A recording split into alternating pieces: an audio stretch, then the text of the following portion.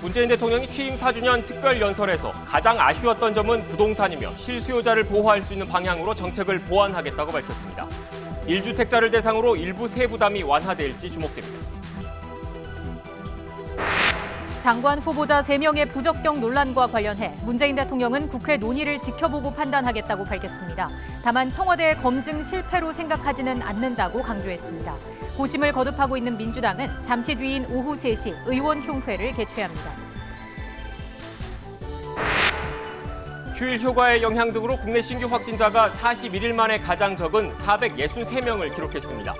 국내 네 번째 백신이 될 모더나 백신의 허가 절차가 시작된 가운데 오늘부터 만 65세에서 69세까지의 접종 예약도 시작됐습니다. 청와대의 울산시장 선거 개입 의혹 사건의 첫 번째 정식 재판이 기소 1년 4개월 만에 열립니다. 송철호 울산시장과 이진석 청와대 국정상황실장, 백원우 전 청와대 비서관 등 15명의 피고인이 모두 출석한 가운데 치열한 법정 공방이 예상됩니다. 2살짜리 입양아가 뇌출혈 증세로 입원한 사건과 관련해 경찰이 아동학대 혐의로 양아버지에 대해 구속영장을 신청했습니다. 중환자실에 있는 아이는 아직 의식을 찾지 못한 것으로 전해졌습니다. 서울의 아파트 매매 시장이 상승 추세를 보이는 가운데 청담동의 전용 면적 219제곱미터짜리 아파트가 역대 최고액인 71억 원의 전세 계약이 이뤄졌습니다. 3.3제곱미터 단위로 전세 보증금이 1억 원을 넘긴 건 이번이 처음입니다. 더 뉴스 60초 뒤에 계속됩니다.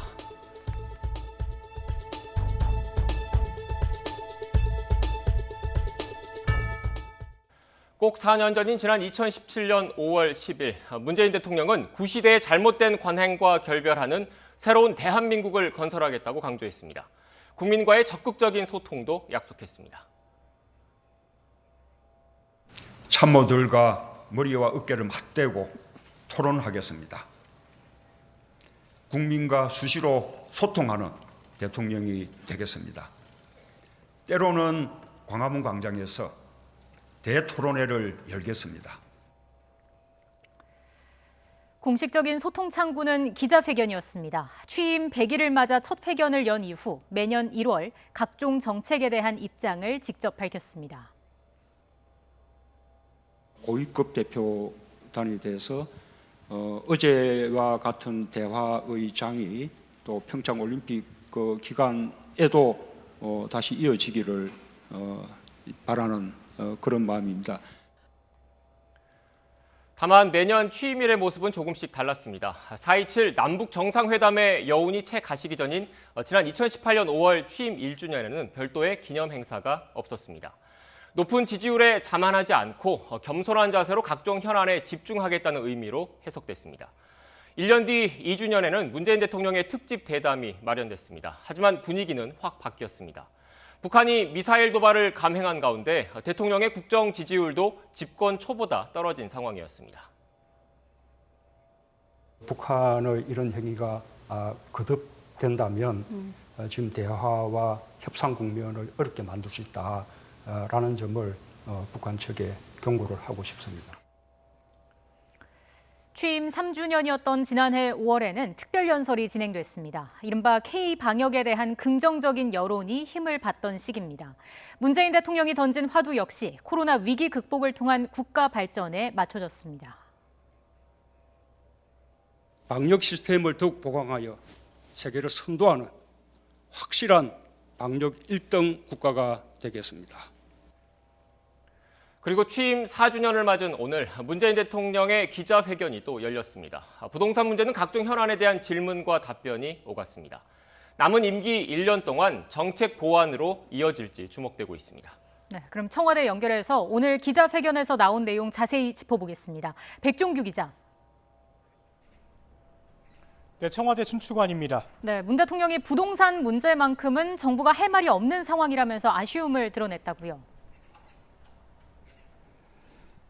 네, 문 대통령은 부동산 가격 안정화 목표를 이루지 못한 점이 지난 4년 동안 가장 아쉬운 점이라고 밝혔습니다. 그러면서 부동산 문제만큼은 정부가 할 말이 없는 상황이 됐다면서 여기에 LH 사태까지 더해지면서 지난 재보선에서 죽을 고비를 맞을 정도의 정신이 번쩍 들 만한 심판을 받았다고 표현했습니다. 이에 남은 1년 동안 새롭게 부동산 정책을 보완하겠다고도 강조했는데요. 다만 정부의 부동산 정책 기조가 투기를 막고 실수요자를 보호하는 것인데 이 기조는 달라지지 않을 것이라고 덧붙였습니다. 또 부동산 투기 때문에 실수요자가 집을 사는데 어려움을 겪는 부분에 대해서는 정책 조정이 필요하다고 밝히고 당, 정, 청 사이 긴밀한 협의와 조율을 통해 남은 1년 동안 국민이 공감할 수 있는 부동산 정책을 마련하겠다고 다짐했습니다. 네, 그리고 최근 야당이 장관 후보자들에게 대해서 부적격 판단을 내리고 지명 철회를 요구한 것과 관련해서 문 대통령의 입장도 나왔죠. 네, 문 대통령은 개각과 관련해서는 국회의 논의를 지켜보고 종합적으로 판단하겠다고 밝혔습니다. 그러면서 이번 개각은 야당에서 반대한다고 해서 검증 실패라고 보지는 않는다면서 대통령도 정말 유능한 장관과 참모들을 발탁하고 싶다며 답답한 마음을 드러냈습니다. 또 장관 후보자들을 발탁한 이유에 대해서도 조목조목 설명했습니다. 문 대통령은 인사청문회 관련 당부의 말을 보태기도 했는데요. 지금의 인사청문회가 능력 부분은 제쳐두고 오로지 흠결만 따지는 무한주기식 청문회가 된 점은 아쉽다며 이런 방식으로는 좋은 인재를 발탁할 수 없다고 강조했습니다. 이와 함께 다음 정부에서는 더 유능한 사람을 발탁할 수 있도록 인사청문회 제도의 변화가 필요하다는 점도 덧붙였습니다. 도덕성 검증은 비공개 청문회를 진행하고 공개 청문회에서는 정책과 능력을 따지는 방식이 필요하다며 청문회 방향성을 제시하기도 했습니다. 자, 그리고 문 대통령이 코로나19 극복과 관련해서 국민에게 감사의 메시지를 전하고 한미 정상회담을 통해서 한반도 평화 문제를 풀어나가겠다 이런 의지도 밝혔죠. 네, 문 대통령은 코로나19라는 고난을 묵묵하게 인내한 국민들에게 감사의 인사를 전했습니다. 그러면서 코로나와의 전쟁 끝에 일상을 회복하는 동시에 선도국과 도약의 발판을 마련하겠다고 강조했습니다. 백신 접종의 속도에 대해서는 아쉬움을 드러냈습니다. 좀 더 접종이 빨랐으면 했다며 그렇지만 백신 도입과 접종 계획을 차질 없이 진행하고 있는 것은 정당한 평가를 받아야 한다고 밝혔습니다. 그러면서 백신 접종 속도를 높여서 11월 집단 면역 달성 목표를 계획보다 앞당기겠다고 강조했습니다. 여기에 우리나라가 백신 생산 글로벌 허브가 되도록 전폭적으로 지원하겠다고도 다짐했습니다. 또 한반도 평화에 대한 염원도 강조했는데요. 남은 임기 1년을 미완의 평화에서 불가역적 평화로 나아가는 마지막 기회로 여기겠다며 5월 말에 예정된 한미 정상회담을 통해 한미 동맹을 굳건히 다지고 남북, 북미 사이의 대화를 복원하겠다고도 강조했습니다. 북한의 최근 반응에 대해서는 대화를 거부한 것으로 생각하지 않는다며 다시 한번 마주 앉아 협의할 기회가 주어지기를 기대한다고 밝히기도 했습니다. 지금까지 청와대 춘추관에서 YTN 백종규입니다. 문재인 대통령의 취임 4주년 연설에 대해서 여야는 엇갈린 반응을 내놨습니다. 민주당은 문 대통령의 위기 극복 의지에 환영의 뜻을 밝혔고 국민의힘은 국민의 인식과 동떨어진 자화자찬 연설이라고 비판했습니다. 국회에 연결해서 자세한 상황 알아보겠습니다. 차정윤 기자. 네, 국회입니다. 네, 여야 반응 각각 전해주시죠. 네, 더불어민주당 지도부는 당 대표실에 함께 모여 문 대통령의 취임 4주년 연설을 지켜봤습니다. 민주당은 문 대통령이 남은 임기 1년 동안 부동산과 방역과 같은 민생 정책에 대해 강한 의지를 보여준 데 대해 환영의 뜻을 표했습니다. 그러면서 정부 정책 기조에 당이 뒷받침해야 한다는 데 공감했습니다. 반면 국민의힘은 논평을 통해 문 대통령의 연설이 자화자찬뿐이라며 혹평했습니다. 실패한 소득 주도 성장 정책과 공공주도 주택 공급 대책, 한반도 평화 프로세스 등에 대한 인식 차이가 국민의 눈높이와 너무 다르다는 겁니다. 그러면서 문 대통령이 언급한 정부의 성과도 희망사항을 말하는 것인지 분간이 가지 않는다면서 경제 성장 지표 역시 온전히 민간에서 해낸 것이라고 설명했습니다. 국민의힘은 또 이제 남은 1년이라도 야당과 국민의 목소리에 귀를 기울이고 과감히 정책 재검토를 해야 한다면서 국정 대전환의 필요성을 호소했습니다. 네, 차정윤 기자. 그리고 오늘이 임혜숙, 노형우, 박준영 장관 후보자 3명에 대한 청문보고서 채택 마감 시한이지 않습니까? 상임위원회 일정이 잡혔습니까? 네, 아직입니다. 오늘 오전 10시 반부터 30분가량 한병도, 추경호 여야 수석 원내 부대표가 만나서 협상을 벌였지만 결국 입장 차이만 확인하는 데 그쳤습니다. 장관 후보자에 대한 청문 보고서 채택과 김부겸 국무총리 후보자 인주 문제, 그리고 법사위원장 문제 등 여러 현안을 한꺼번에 펼쳐뒀고 논의를 했는데요.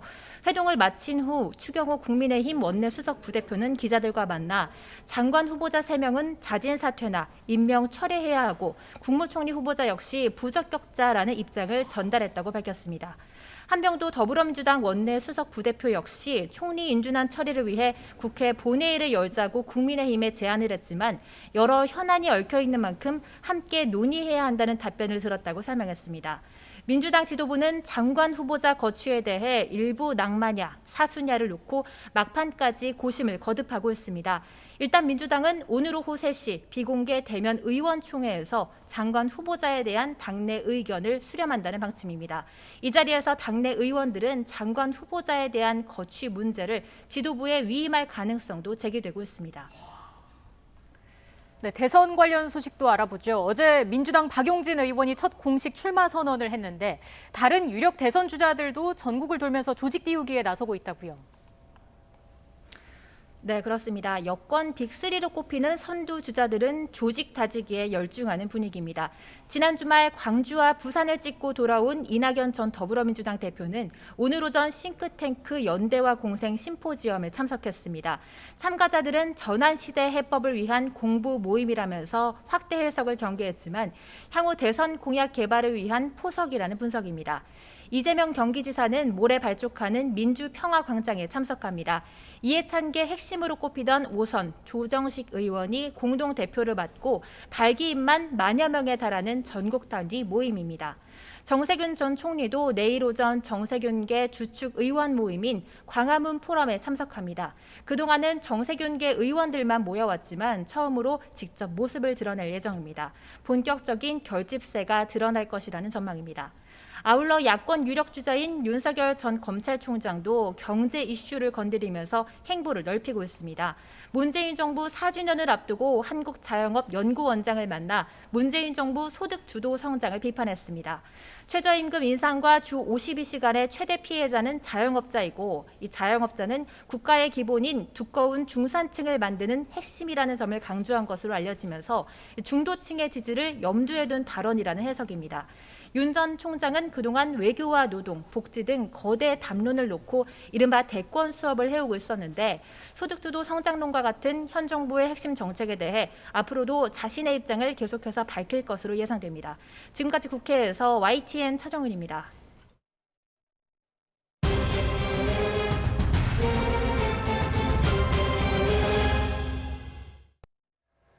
지금부터는 코로나19 관련 소식 전해드리겠습니다.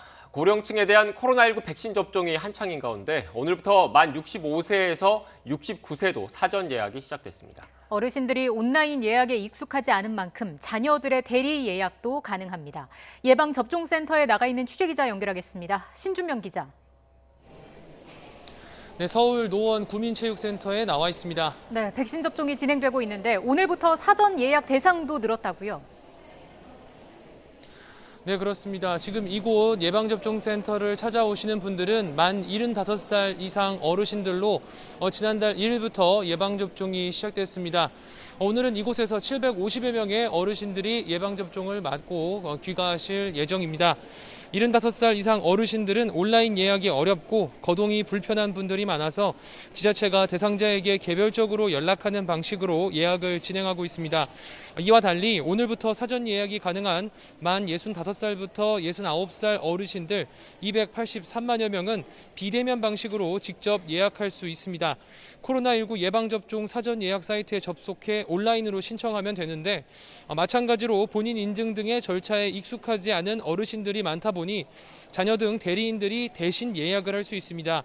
자녀들이 대리인으로 예약할 경우 대리인의 이름과 인적 정보를 넣고 본인 인증을 한 뒤에 실제로 접종을 받으실 분의 정보를 넣으면 됩니다.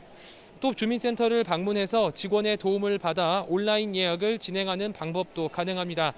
온라인 예약이 어려울 경우엔 1339 질병청 콜센터나 지자체 예약상담 전화번호로 전화해서 예약하시면 됩니다. 네, 정부의 백신 접종 계획에는 차질이 없는 겁니까? 네, 정부는 상반기에 1,300만 명, 오는 9월까지는 3,600만 명에 대한 1차 접종을 마치겠다는 계획입니다.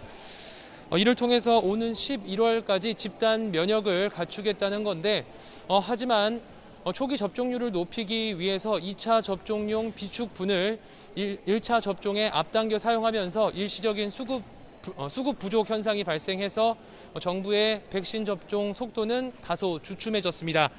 어제 기준 국내 백신 잔여량은 아스트라제네카 24만 2천 도스, 화이자 백신 65만 4천 도스 등 모두 89만 6천 도스 정도입니다. 100만 명 정도가 한 번 맞을 수 있는 물량밖에 남지 않은 건데요. 이에 따라 정부는 현재 1차 신규 접종보다는 2차 접종에 주력하면서 백신 수급을 조절하고 있습니다.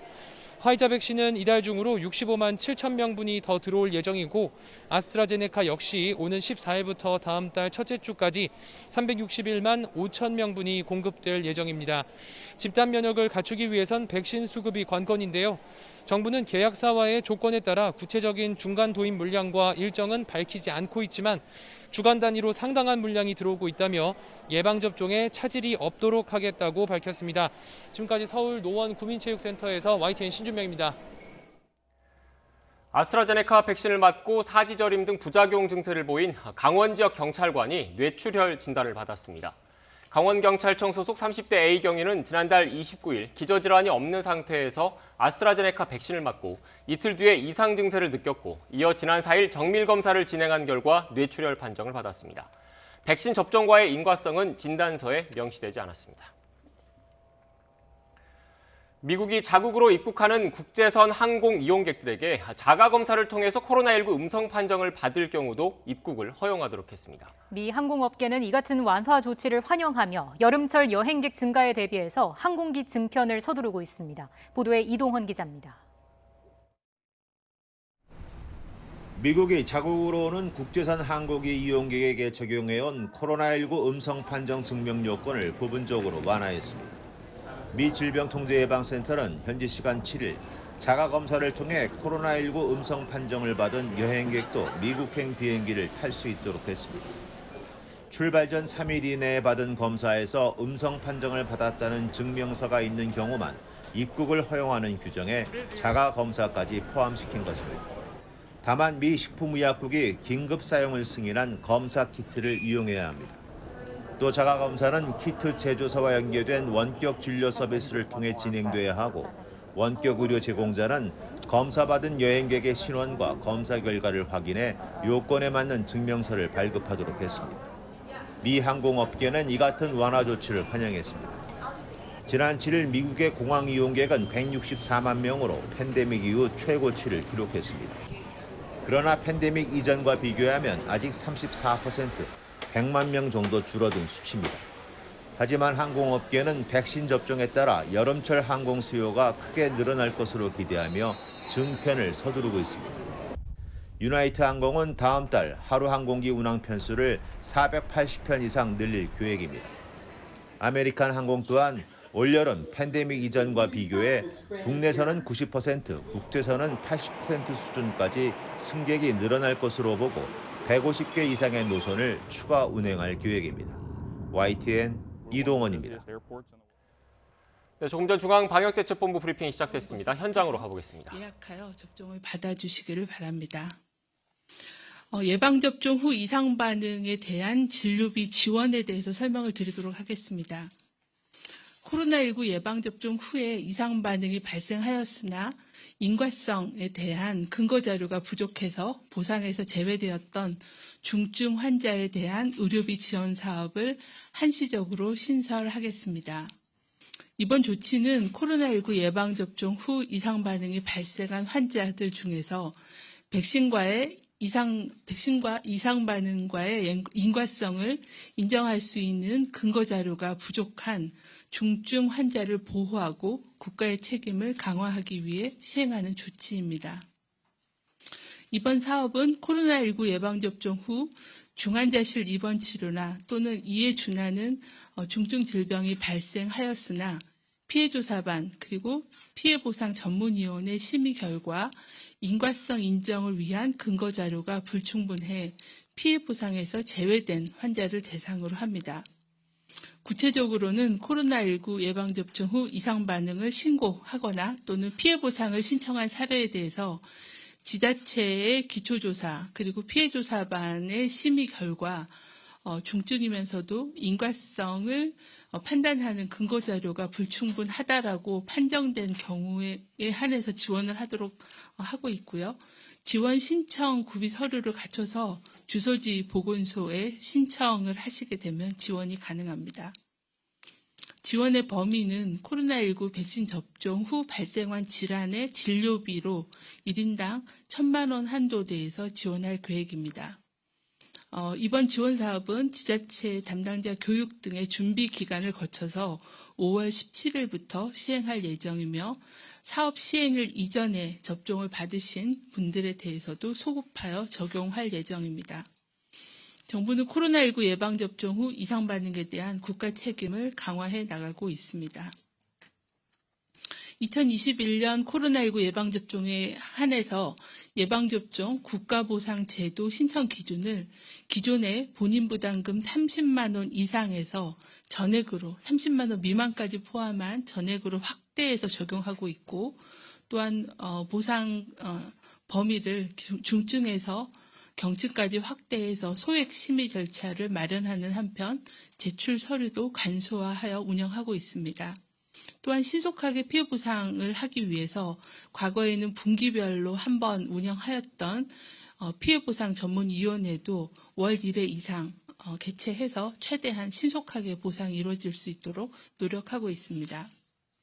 인간성 평가 및 피해 보상 심의 결과에 대해서도 개인정보보호법이 허용하는 범위 내에서 최대한 안내하고 국민들이 불안해하시는 이상 반응에 대해서는 더욱 정확한 정보를 제공하고 투명한 소통을 이어나가도록 하겠습니다. 다음으로는 현재까지 신고된 이상 반응 의심 사례에 대한 주간 분석 결과에 대해서 설명을 드리겠습니다.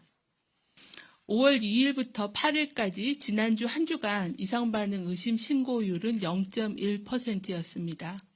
여성이 0.8%, 남성이 0.4%로 좀 더 여성에서 발생 비율이 좀 높았으며 연령별로는 18세에서 29세가 3.6%로 가장 높았고 75세 이상 연령대에서는 0.2%로 가장 낮았습니다. 예방접종 추진단은 이상 반응 사례와 관련해서 혈소판 감소성 혈전증에 대해서 의료기관이 조기에 인지하고 신속하게 치료를 할 수 있도록 5월 3일부터는 건강보험심사평가원이 사용하고 있는 DUR이라는 의약품 안전사용 서비스에 예방접종력 정보를 의료기관에 제공해서 의료기관이 신속하게 의심하고 진단하고 치료할 수 있도록 지원하고 있습니다. 다음은 예방접종 피해조사반의 인과성을 심의한 결과에 대해서 말씀을 드리겠습니다. 현재까지 총 11차례의 예방접종 피해조사반 회의가 진행돼서 사망 사례의 79건, 중증 사례 77건에 대해서 심의를 하였습니다. 그중 이상 반응과 백신 접종 간의 인과성이 인정된 사례는 2건이었습니다. 이번 11차 피해조사반 회의에서는 재심의 사례 2건과 신규 사례 32건에 대한 심의가 있었습니다. 재심의 사망 사례는 지난 3월 12일 2차 조사반 회의에서 심의하였던 사례입니다. 부검이 진행돼서 판정이 보류되었던 사례로서 부검 소견상 사인은 급성 심근경색으로 판단하였으며 피해조사반은 이를 부검 결과를 참고해서 사인을 급성 심근경색증으로 판단하고 예방접종과의 인과성은 인정하기 어려운 것으로 최종 평가하였습니다. 재심의 중증 사례는 지난 4월 23일 6차 회의에서 심의하였던 사례입니다.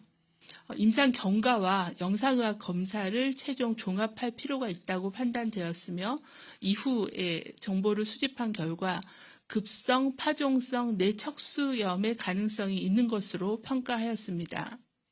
현재까지 국내외에서는 이런 사례의 어떤 인과성을 평가할 수 있는 자료가 정보가 충분치 않다라고 평가하여 이번에 만든 그 진료비 지원 대상으로 아마 분류가 될 것으로 판단을 하고 있습니다. 신규 심의건 중 사망 사례 12건은 고령 그리고 기저질환 등에 의해 사망하셨거나 이상 반응이 발생하였을 가능성이 높아 코로나19 백신 접종과 사망과의 인과성은 인정하기 어려운 것으로 평가하였습니다. 사망 사례 2건은 부검이 진행 중에 있어서 부검 결과를 확인하고 심의를 하도록 심의를 보류하였습니다. 네, 신규 중증 사례 20건은 코로나19 백신 접종 후에 주요 증상의 발생 시점, 또한 기저질환, 그리고 전신적인 상태, 그리고 질환 발생의 위험 요인 등을 고려할 때 백신 접종보다는 다른 요인으로 인해서 이상 반응이 발생했을 가능성이 높아 인과성을 인정하기 어려운 것으로 평가하였습니다. 지난주부터 연령별로 예방접종이 순차적으로 시작되면서 현재 질병관리청과 지자체 등에 4,000여 명의 상담 직원이 배치되어 전화 예약 문의에 응대하고 있지만 일시적인 통화량 증가로 연결에 일부 지연이 발생하는 경우도 생길 수가 있습니다. 원활한 예방접종 예약을 위해서 가급적 어르신들의 자녀 등 보호자께서는 모바일과 PC 등 온라인 누리집을 통해 예방접종 예약을 해주시면 편리하게 하실 수가 있습니다. 온라인 예약은 24시간 접속이 가능하고 또 보호자가 대신 예약해 드릴 경우 보호자의 본인 인증만으로 대리 예약이 가능합니다. 온라인 예약이 어려우신 분들은 본인의 신분증과 휴대전화를 지참하고 주민센터를 가시면 별도의 시스템이나 승인 절차 없이 주민센터 담당자가 예약을 도와드릴 수 있으니 참고하시길 바랍니다. 오는 13일 목요일부터는 60세에서 64세 어르신들의 예방접종 예약도 시작되니 부모님의 연령대별 예약 일정을 살펴서 잘 챙겨봐 주시기를 당부를 드립니다. 다음으로는 필수활동 목적 출국 시 예방접종 확대 방안에 대해서 설명드리겠습니다. 그간의 국외 방문이 필요한 필수 공무 출장, 그리고 중요한 경제활동 및 공익적 목적의 해외 출국자에 대해서는 방문 예정국에서 백신 접종 증명서를 요구하거나 또는 변이 바이러스 발생 국가 등 코로나19 위험이 높은 지역을 방문할 때 해당 부처의 심사와 질병관리청 승인을 거쳐서 예방접종을 시행해 왔습니다. 5월 3일부터는 공기업 그리고 공공기관, 민간 기업의 1년 이상 장기 파견, 해외 지사 주재관, 그리고 국제기구의 파견자와 동반가족까지 확대해서 예방접종을 시행하고 있습니다. 필수활동 목적 출국자는 원칙적으로는 아스트라제네카 백신을 접종하고 있습니다.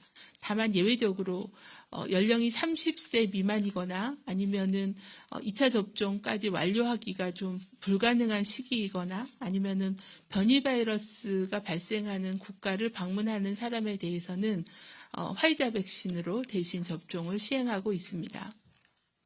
다음에는 코로나19 주간 발생 동향에 대해서 말씀드리겠습니다. 최근 지난 1주간에는 하루 평균 확진자가 565.3명으로 전주에 비해서 5.3% 감소하였습니다.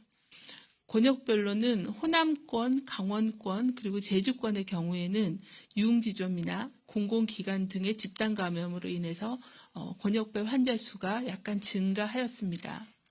해외 유입 확진자는 최근 1주간 하루 평균 22명으로 지난주에 비해서 8.1명 감소하였으나 전 세계적인 코로나19 유행과 특히 인도 지역에서의 증가세를 고려하면 해외 유입 및 국내 전파 위험은 여전히 높은 상황입니다. 위중증 환자와 사망자도 지난주 대비 약간 증가하였습니다. 정부는 모든 해외 입국자에 대해 14일간의 격리 조치와 PCR 음성 확인서를 제출토록 하고 있으며 변이 바이러스 유입을 차단하기 위해 인도발 해외 유입 방역을 강화하고 또 남아공이나 탄자니아 등 남아공 변이 바이러스 고위험 입국자에 대해서는 14일간 시설 격리 조치를 시행하고 있습니다.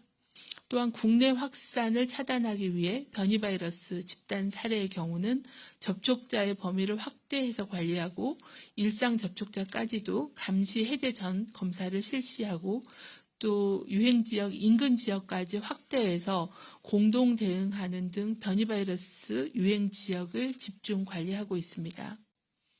또한 지역사회 감염 확산을 차단하기 위해서 유증상자에 대해서는 적극적으로 검사를 안내하고 노인, 아동, 청소년, 돌봄 등 고위험 시설에 대해서는 선제 검사를 확대해서 시행하고 있습니다.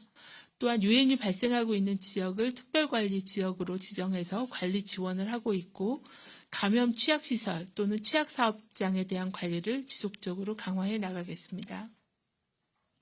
세계적인 코로나19 유행 상황이 지속되고 있는 가운데 국내에서도 연일 수백 명대의 신규 환자가 발생하고 있습니다. 60세 이상의 생명을 지키는 일은 매우 중요한 일입니다. 코로나19 발생과 사망에 있어 60세 이상 사망자는 전체 사망자의 95%를 차지하고 있을 정도로 어르신들의 사망 비율이 매우 높습니다. 반면에 예방접종을 한 번만 하더라도 60대 이상 어르신들은 86% 이상의 예방 효과가 있음이 나타났습니다. 어르신들에 대한 예방접종이 확대되었고 사전 예약이 본격적으로 시작된 만큼 가정 내에 어르신이 계신 경우 또한 멀리 떨어져 있는 부모님에 대해서도 사전 예약 기간을 확인하셔서 예방접종을 예약을 해주시기를 다시 한번 당부드립니다. 또한 어르신들이 안전하게 예방접종을 받으실 수 있도록 예방접종 전후에 부모님들의 건강을 잘 살피시면서 안전하게 예방접종을 받을 수 있도록 도와주시기를 당부드립니다. 네, 지금부터 기자님들 질의 답변 시간 갖도록 하겠습니다.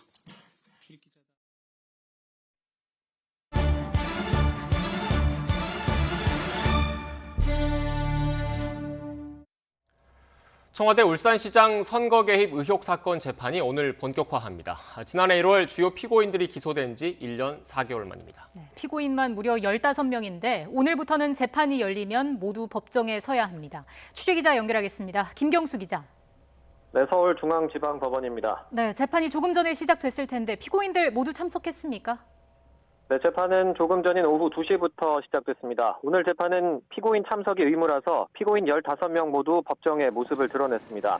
피고인이 워낙 많아서 오늘 재판은 서울중앙지법에서 가장 큰 대법정에서 진행되는데요. 송철호 울산시장과 송병기 전 울산시 부시장 등 울산시 전현직 공무원과 당시 울산청장이었던 민주당 황운하 의원, 그리고 이진석 청와대 국정상황실장, 백원우 박형철 전 청와대 비서관, 또 청와대 정무수석을 지낸 한병도 민주당 의원 등이 주요 피고인입니다. 핵심 피고인들은 재판 시작에 앞서 법정에 들어가면서 모두 혐의를 부인하는 취지의 발언을 내놨습니다. 송철호 시장은 소수의 정치 검찰이 억지로 끼워 맞추기식으로 무리한 기소를 했다며 자신과 관련된 혐의를 모두 인정하지 않는다고 말했습니다. 전 정무수석인 한병도 의원 역시 지방선거 전까지 송철호 시장이나 송병기 전 부시장을 알지도 못했다며 혐의를 부인했습니다. 또 송 시장의 당내 경선 경쟁자였던 임동호 전 민주당 최고위원에게 사퇴를 종용했다는 의혹도 전혀 사실이 아니라며 선거는 당에서 하는 것이고 청와대가 개입할 여지가 없다고 설명했습니다. 이른바 하명수사 의혹에 연루된 황운하 의원, 당시 울산경찰청장도 오늘 재판에 나왔는데요.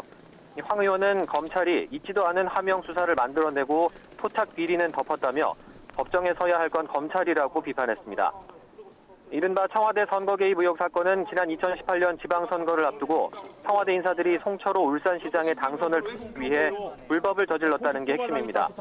검찰은 청와대 인사들이 송 시장 측에 내부 정보를 넘겨줘 공약에 이용할 수 있게 했고 송 시장의 당내 경선 경쟁자에게는 출마 포기도 종용했다고 보고 있습니다.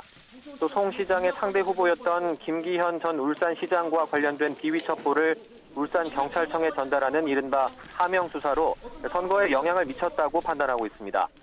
오늘 재판에서는 검찰이 공소 사실을 설명하고 피고인 측은 이에 대한 입장을 밝힐 예정입니다. 피고인들은 혐의를 모두 부인하거나 6개월인 공직선거법의 시효 만료를 주장할 것으로 보이는데요. 지난해 1월 기소 이후 1년 4개월 만에 본 궤도에 오른 재판에서 앞으로 치열한 법정 다툼이 예상됩니다. 지금까지 서울중앙지법에서 전해드렸습니다. 이성윤 서울중앙지검장의 김학의 전 법무부 차관 불법 출국 금지 사건 외압 행사 의혹과 관련해 기소 여부를 판단할 검찰 수사심의위원회가 이 지검장이 직접 출석한 가운데 시작됐습니다. 사회 각계 전문가로 구성된 수사심의위는 오늘 오후 2시부터 대검찰청에서 이성윤 지검장에 대한 기소와 수사 계속 여부를 논의하고 있습니다. 네, 앞서 전해드린 대로 청와대 울산시장 선거 개입 의혹 사건의 첫 정식 재판이 오늘 진행됩니다. 검찰이 기소한 지 1년 4개월 만입니다. 네, 정식 재판까지 왜 이렇게 오랜 시간이 걸린 건지 또 핵심 쟁점은 무엇인지 김성훈 변호사와 함께 자세히 짚어보겠습니다. 어서 오십시오. 안녕하세요. 네, 안녕하세요. 변호사님, 일단 일반 시청자분들께서는 기소된 지 1년이 넘었는데 첫 정식 재판이 왜 이제서야 열리는 것에 대해서 궁금해하시는 분들이 많을 것 같아요. 그게 공판 준비기일, 그러니까 그 정식 재판이 열리기 전에 재판의 쟁점 등을 정리하는 공판 준비기일과 공판 기일이 따로 있기 때문에 이런 현상이 벌어지는 거죠. 좀 구체적으로 설명을 좀 해주시죠. 네, 일단 공판 준비 기일이라는 게 있고 공판 기일이라는 게 있습니다. 민사 재판에서는 변론 준비 기일, 변론 기일로 나눠지는데요. 쟁점이 복잡하고 피고인이 여럿이 있는 사건들, 기록이 많은 사건들 같은 경우에는 그것을 몇몇의 공판에서 직접적으로 하기보다는 준비 기일을 통해 가지고 앞으로 공판 기일을 어떻게 할지 미리 준비하고 거기에 따라서 공판 기일을 핵심적으로 효율적으로 진행하도록 하게 되어 있는 형사소송법상 절차가 있습니다. 그래서 좀 복잡한 사건 같은 경우에는 공판 준비 기일을 세네 차례 정도 열어가지고 관련된 쟁점이 무엇인지 각각의 피고인별로 어떠한 부분들을 증거를 동의하고 부동의하고 또 나중에 변론할 때 어떤 것들을 또 증인을 할지를 정리한 다음에 거기에 맞춰서 공판기일 일정을 짜가지고 진행을 합니다. 그래서 공판기일이 준비기일 여러 차례 이후에 열리는 것 자체는 이례적이지는 않습니다. 이례적인 부분은 이제 시점, 기간에 관한 부분인데요. 그렇다 할지라도 이제 소위 말해서 1년 4개월 만에 공판기일이 열리는 거 굉장히 이례적이고 늦은 감이 당연히 있습니다. 지금 사실은 이 부분에 대해서 문제 제기는 있지만 왜 그런지에 대한 부분들은 보도로 확인되는 부분은 없습니다. 크게 이제 두 가지 정도 이야기가 나오고 있는데요. 하나는 관련 인사들에 대한 수사가 마무리되는 게가 이제 지난달에 최종적으로 이진석 국정상황실장에 대한 기소로서 마무리됐기 때문에 그 부분 때문에 이제 늦어졌다라는 얘기가 있고요.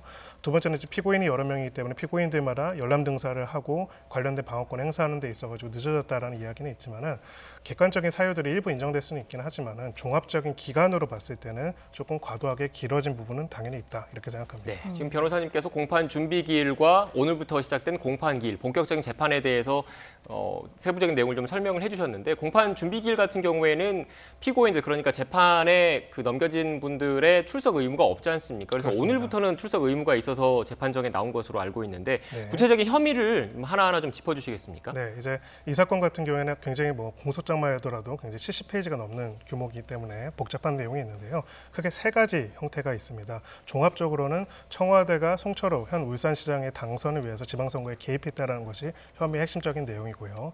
크게 세 가지 방향성을 가지고 있습니다. 하나는 바로 하명 수사 의혹이라는 겁니다. 당시에 이제 김기현 전 울산시장에 대한 비위 첩보를 가공하고 수집한 다음에 청와대가 개입해서 그것을 하명 수사, 소위 말해서 울산 경찰 지방경찰청한테 수사를 집중적으로 하도록 해서 선거에 영향을 미칠 목적으로 해서 이런 부분들을 청와대가 개입해서 표적 수사를 기획하고 주도했다라는 것이 하나의 큰 틀이고요.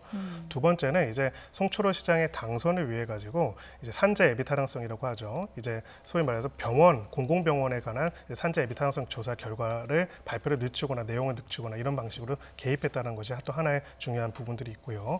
또 한 가지는 이제 당시에 내부 경선과 관련돼 가지고 임동호 당시 경선 후보자로 예비되어 있던 사람들을 소위 말해서 못하도록 경선에 참여하지 못하도록 해서 단독 경선을 통해 가지고 후보자가 되도록 하다는 이 세 가지 혐의점이 가장 큰 혐의점들이고 각각의 혐의점에서 각각의 맡은 역할들 또한 좀 다르게 구성이 되어 있습니다. 예, 혐의를 하나씩 정리를 해주셨는데 문제는 지금 피고인들이 혐의를 부인하고 있기 때문에 이게 좀 장기화될 것으로 예상이 되고 있는 상황입니다. 어떤 부분이 가장 큰 쟁점으로 작용할까요? 네, 가장 큰 쟁점은 일단은 사안마다 조금씩 다를 것 같습니다. 일단 하명 수사와 관련돼서는 입수 경위와 가공 경위와 관련돼서 법률적인 부분과 사실관계 부분 두 가지가 핵심적인 쟁점이 될 겁니다. 먼저 법률적인 부분에서는 민정수석실 그리고 특감반 그리고 반부패 비서관실이 각각 담당하는 고유의 역할과 권한이 어디까지인가. 가장 핵심적인 쟁점은 검찰에서는 일단은 이런 지방자치단체장이라든지 이런 부분들에 대한 비위를 첩보를 확인하고 수집해가지고 수사를 명령하고 이런 것들은 기본적으로 이 권한 밖의 일이다라고 보고 있습니다. 그렇기 때문에 이 부분들이 이례적이고 위법하다라고 판단을 하고 있고요. 여기에 대한 법리적인 정리가 먼저 되어야 할 겁니다. 두 번째로는 이제 그것이 과연 우연하게 이제 수사를 그 관련된 첩보를 이첩받아서 말 그대로 그 내용 그대로를 그냥 전달한 것에 불과한지, 아니면은 그 수사 결과들을 더 가공해가지고 또 조금 더 부풀리거나 그런 식으로 해서 이 수사를 하도록 하명, 이제 소위 말해서 명령하듯이 종용을 한 것인지에 관한 부분들이 핵심 쟁점이 될 거고요. 지금 공소장의 내용에 따르면은 뭐 보도된 내용에 따르면은 수사 상황에 대해서 계속 보고받고 관리했다라는 내용도 나오는데 이 부분에 대한 사실관계에 대한 판단들도 핵심적인 쟁점이 될 것입니다. 나머지 이제 두 가지는 이제 한 가지는 한병도 전 정무수석에 관련해서는 이제 임동욱 당시 이제 후보로 예상됐던 분이 이거를 경선에 참여하지 못하도록 포기하는 대가로 뭔가 제안했는지 아닌지에 관한 부분들이 핵심적인 이거는 사실관계에 관한 쟁점들이 다투어질 걸로 보이고요. 산재 예비 타당성 조사, 공공병원의 예비 타당성 조사 같은 경우에도 당시에 그것이 늦춰진 시점이나 내용에 대한 사실관계를 중심으로 각각의 피고인들과 관련자들, 참고인들에 대한 조사들 그 결과들이 결국은 여기서 치열하게 다투어질 것으로 보입니다. 네, 일단 치열한 다툼이 예상된다는 말씀이셨고 앞으로 그러면 재판이 어떻게 진행될지도 사실 궁금하거든요. 그런데 재판부가 새로 꾸려지지 않았습니까? 근데 지금 일반적인 재판부 그 1심에서 재판부 같은 경우에는 부장판사, 주심이라고 하는 부장판사가 있고 부장판사 밑에 그 배석 판사들이 있는데 이번 같은 경우에는 동등한 그 부장급의 그 대등 재판부로 구성이 됐다고 그러던데요. 이게 어떤 의미가 있는 겁니까? 네, 이 사건 같은 경우에는 법률적으로 법조계에서 봤을 때는 어떻게 보면 그동안에 이루어졌던 현 정권 관련된 수사 모든 재판을 통틀어서 가장 중요하고 가장 정치적인 법률적인 의미가 큰 사건이라고 할 수가 있습니다. 그렇기 때문에 이 사건의 결과도 중요한데 그 결과에 대한 재판의 진행과 판단에 대한 객관적인 신뢰도도 굉장히 중요한 사건이기 때문에 이런 부분에 있어가지고 특정 부장판사, 특정 주심 판사의 어떤 역할, 성향에 따라 가지고 달라진다는 평가를 받는 것들은 사법부로서도 굉장히 부담스러운 거죠. 그래서 이 사건 같은 경우에는 대등재판부를 구성을 해서 대등재판부를 구성한다는 것의 가장 큰 취지가 경험이 많은 판사들이 함께 본다는 것도 있고요. 또 한편으로는 재판부 상호간에도 상당한 눈치를 봐야 하는 사건이라고 할 수가 있습니다. 그래서 재판 진행에 있어서의 공정성에 특별히 사법부 차원에서는 신경을 쓰고 있다는 점을 보여주는 인사다 이렇게 볼 수가 있습니다. 네. 연장선상에서 그렇다면 이전에 부장판사와 관련해서 좀 편향성 논란이 일각에 좀 일기도 했지 않습니까? 이런 부분이 좀 고려됐다라고 봐야 되는 겁니까? 네, 맞습니다. 그러니까 결국은 편향성에 대해서 확인해줬다고 볼 수는 없지만은 최근에 이제 담당 부장판사가 휴직을 했죠.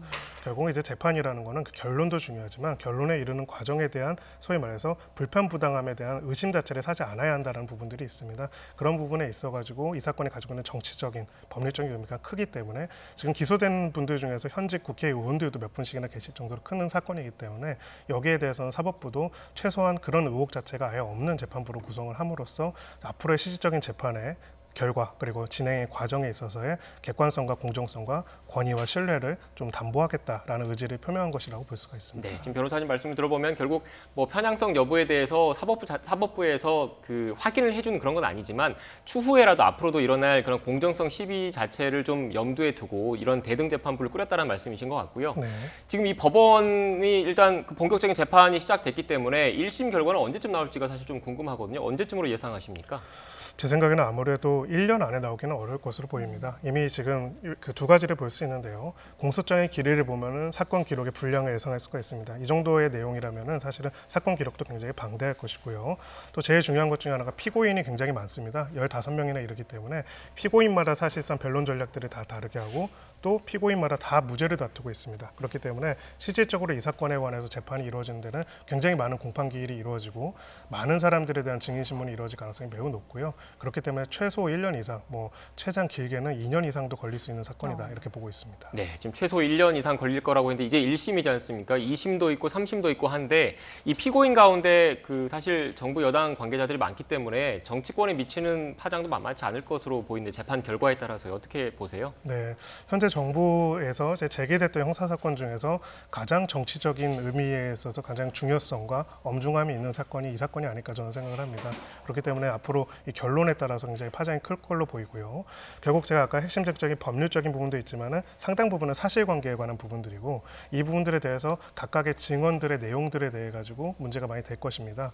가령 이제 이 사건은 좀 이례적으로 공소장 비공개 결정을 추미애 전 법무부 장관이 하면서 또 논란이 된 적이 있었죠. 앞으로는 이제 이번에 오늘 이제 공판에서 만들어 나오는 이제 공소사실의 요지가 발표가 될 거고요. 각각의 입장이 나올 거고 매 공판 기일마다 관련된 핵심적인 증인들이 증언한 내용들이 보도가 될 것입니다. 그 내용들 하나하나가 사실은 어떤 결론이 나오기 전에도 굉장히 큰 정치적인 파장을 일으킬 것으로 보입니다. 네, 오늘부터 본격적인 재판이 시작됐기 때문에 앞으로 이 재판에 대해서도 좀 관심을 기울일 필요가 있을 것 같습니다. 지금까지 김성훈 변호사와 함께 이야기 나눴습니다. 오늘 말씀 고맙습니다. 감사합니다.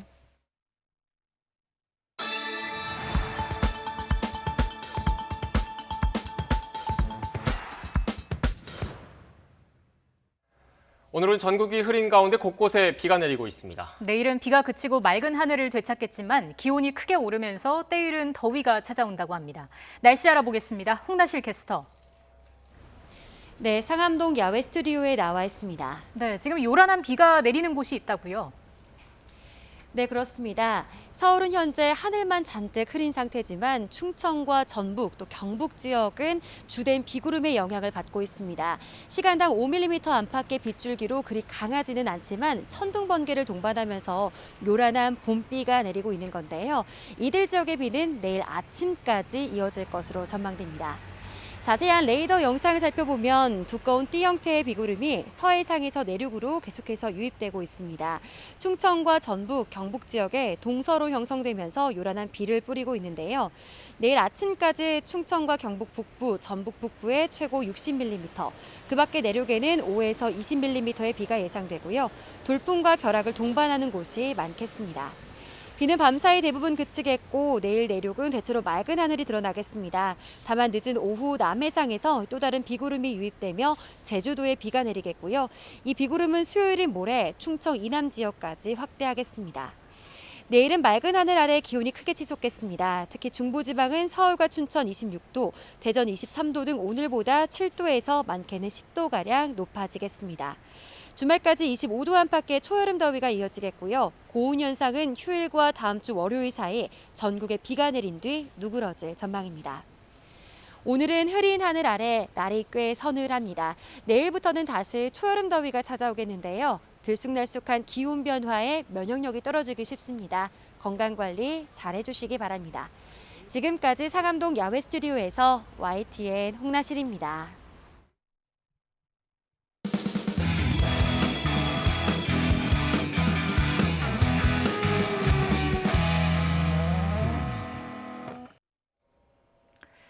영상 속 멋지게 양복을 차려입고 수줍게 웃고 있는 김용균 씨. 쑥스러운 듯 애교 섞인 포즈도 취해보고 장난스러운 표정도 짓는데요. 이내 열심히 일하겠다는 다짐을 보이듯 부모님께 격려도 해봅니다. 하지만 2018년 12월 11일 새벽 비정규직 노동자 김용균 씨는 태안 화력발전소 컨베이어 벨트에 끼어 목숨을 잃었습니다. 꽃다운 나이 25이었습니다. 사물함에서 발견된 유품 앞에 어머니 김미숙 씨의 가슴은 다시 한번 무너졌습니다. 끼니를 때우기 위한 컵라면과 고장이 난 손전 등 탄가루가 가득 묻은 수첩과 슬리퍼는 아들이 말없이 감내해야만 했던 열악한 노동 환경을 말없이 증언하고 있었습니다. 평범한 어머니는 투사로 변했습니다. 진상규명과 책임자 처벌을 요구하며 거리로 나섰습니다. 이어 사업주에 대한 형사처벌을 강화하는 내용인 중대재해기업처벌법 제정을 위해서 끊임없이 목소리를 높였습니다. 국회가 왜 있는 겁니까? 나라가 왜 있는 겁니까? 국회는 정말 제대로 일을 좀 해주십시오. 사람의 목숨이 한 해에 2,400명 죽습니다. 국회에서 단식을 하며 버틴 끝에 중대재해기업처벌법은 힘겹게 본회의를 통과했습니다. 하지만 여러 가지 예외를 두면서 기대에 미치지 못한다는 지적도 나왔는데요. 기력도 없고 그러다 보니까 이제 이렇게 마무리는 하지만 다시 몸 회복해서 또 이후 투쟁을 해야 되겠습니다. 비록 미완으로 끝났지만 아들을 잃은 어머니의 절절한 호소는 사회적 반향을 불러일으켰습니다. 2019년 11월에 발생한 문중원 기수의 사망 사건도 마찬가지였습니다. 부당한 지시를 거부했다는 이유로 말을 타지 못해 생계에 곤란을 겪고 마사회의 비리로 조교사 개업에도 방해를 받은 문 기수. 그는 유서를 남긴 채 스스로 목숨을 끊었습니다. 이 사건 역시 사회적 관심을 받기까지 유족의 호소가 있었습니다. 일어나 죽지 않고 차별받지 않게 이 사회의 모든 노동자들의 악소리에 귀 기울여 주시길 바랍니다. 그리고 지난해 4월 한국마사회 적폐청산을 위한 대책위원회가 출범했습니다. 여전히 징계위원회는 열리지 않는 등 나아갈 길이 멀지만 유족들의 목소리는 열악한 노동 환경을 환기시켰습니다. 자식을 잃은 부모들의 외침은 지금 이 시각에도 계속되고 있습니다. 최근 20대 의대생 손정민 군 실종 사건 역시 손 씨의 아버지가 문제를 제기하면서 여론의 주목을 이끌어냈죠. 평택항에서 숨진 이선호 군도 마찬가지인데요. 유족은 안전교육도 없이 현장에 투입됐고 기본적인 안전장비도 지급되지 않았다면서 철저한 진상조사를 요구하고 있습니다. 원청과 하청 간 책임 떠넘기기 등 노동 환경이 개선되지 않고 있다는 사실이 다시금 드러났습니다.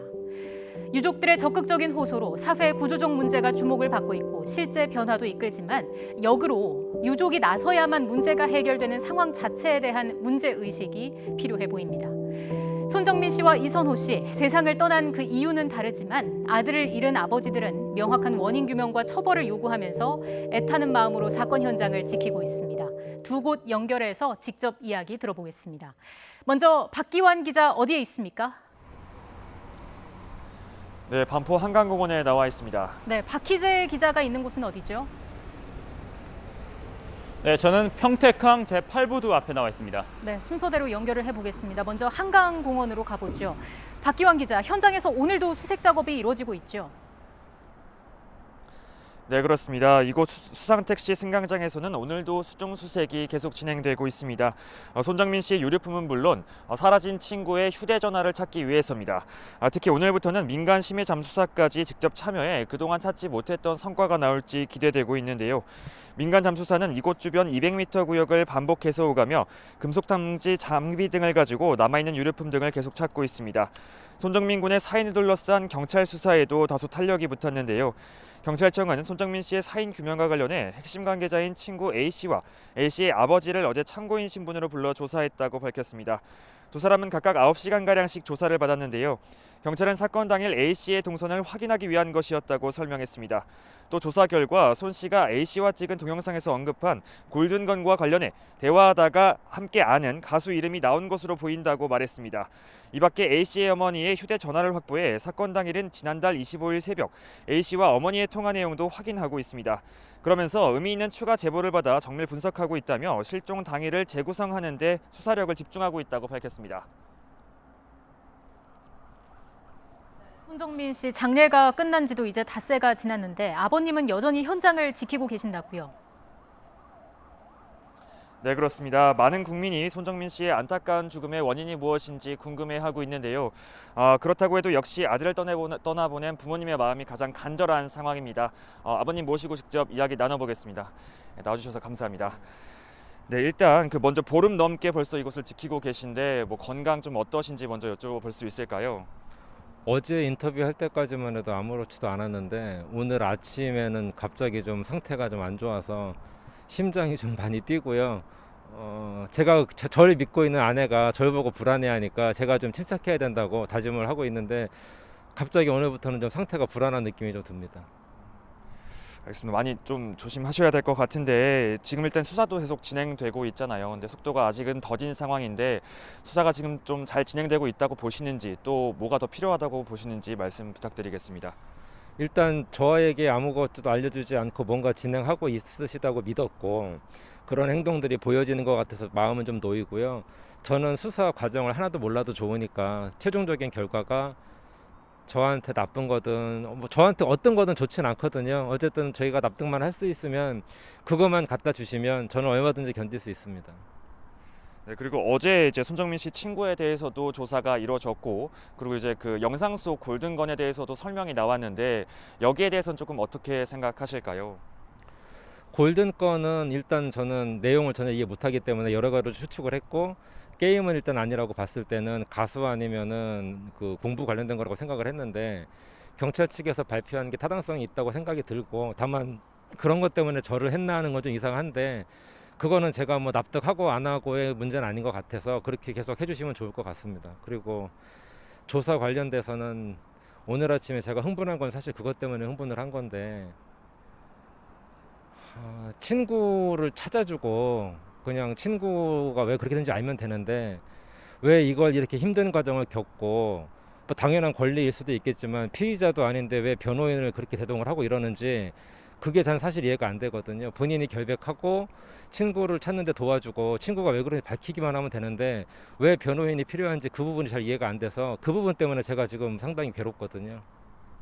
혹시 뭐 그때 한번 장례식 때 뵀다고 이야기 들었는데 그 이후에 또 만나신 적이나 연락 받으신 적 있으실까요? 장례식 이전에도 안 봤었고 장례식도 분명히 말씀드리지만 제가 조문 한번 안 온다고 하니까 4일째 새벽에 나타났던 거고요. 그 뒤로도 당연히 연락이 없죠.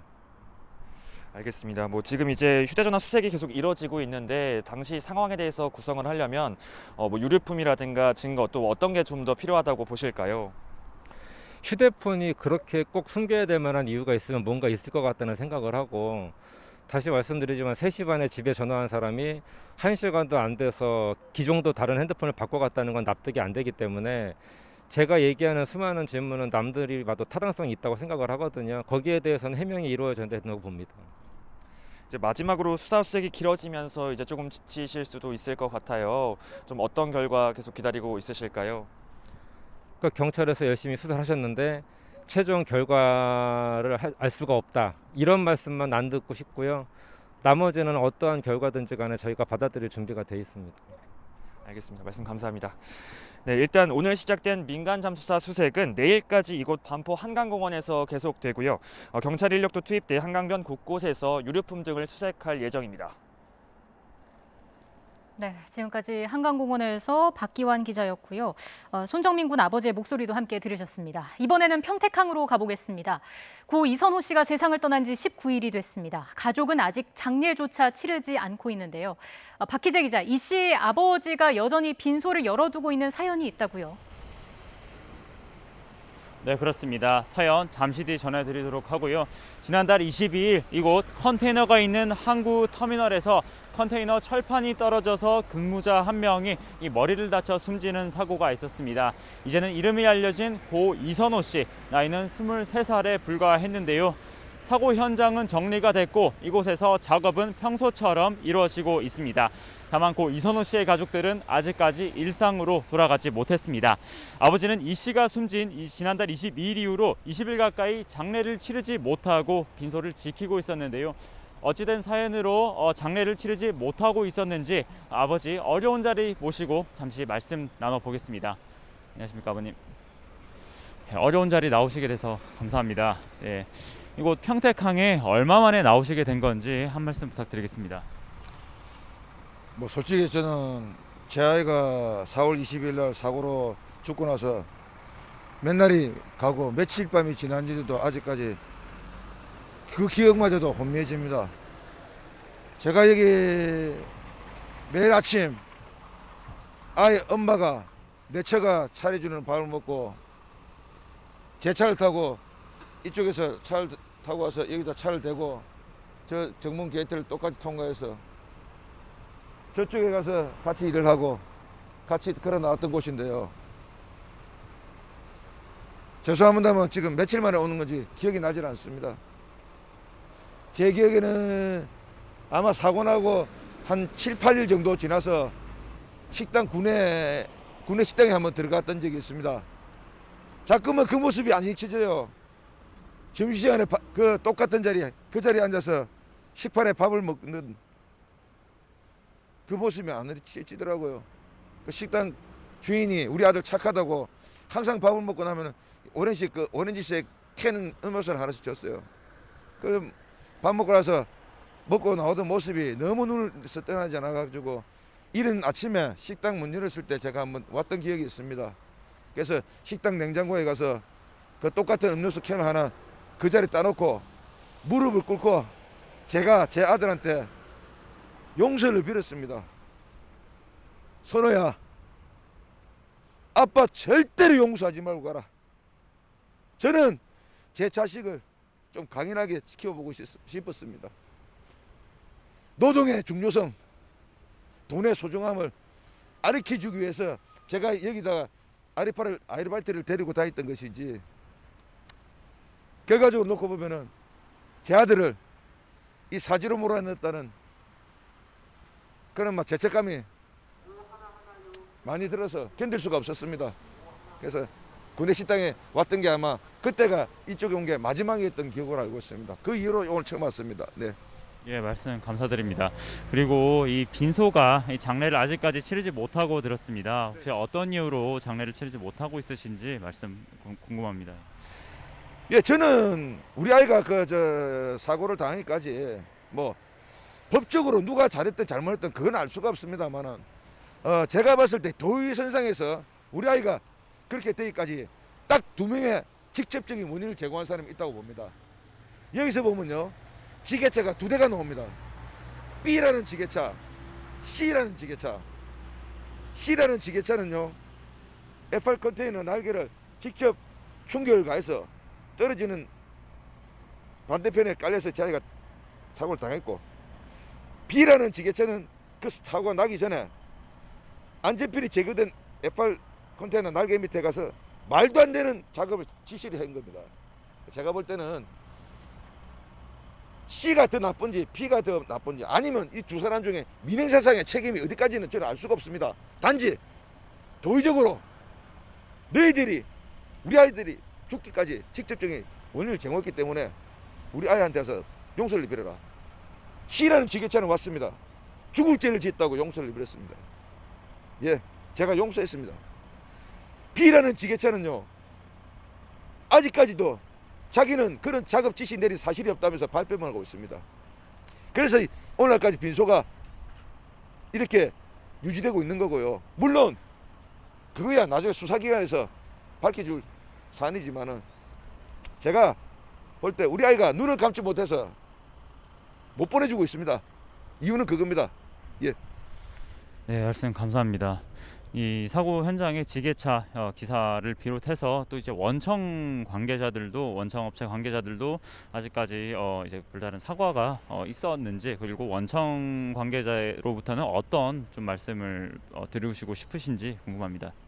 예, 뭐 첫째, 이 사고의 근본적인 원인은 원청에서 단지 인건비를 좀 줄이려고 적정 수의 안전 요원을 배치하지 않아서 생긴 사고입니다.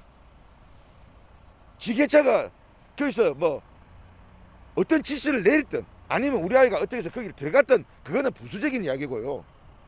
이 모든 사고의 직접적인 원인은 원청의 잘못입니다. 물론 그 사람들이 빈소에 와서 원론적으로 형식적으로 잘못했다고 이야기는 하고 있으나 100% 우리가 잘못했습니다. 그럽디다. 그래서 제가 물어봤습니다. 왜? 무엇을 어떻게 잘못했기 때문에 100%의 잘못이라고 생각하느냐 말해달라. 아무런 답변이 없습니다.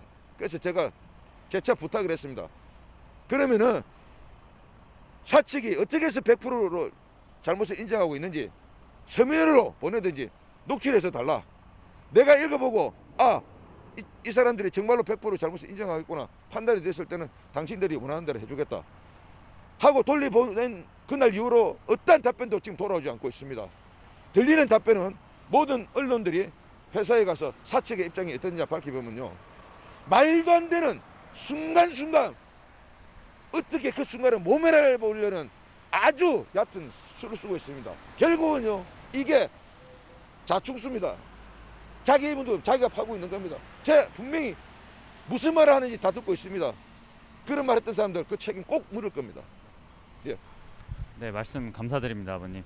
예, 여기까지만 하겠습니다.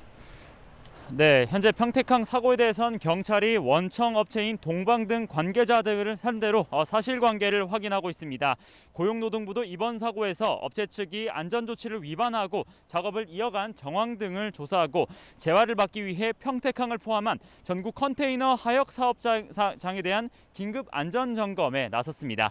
지금까지 평택항에서 YTN 박씨입니다.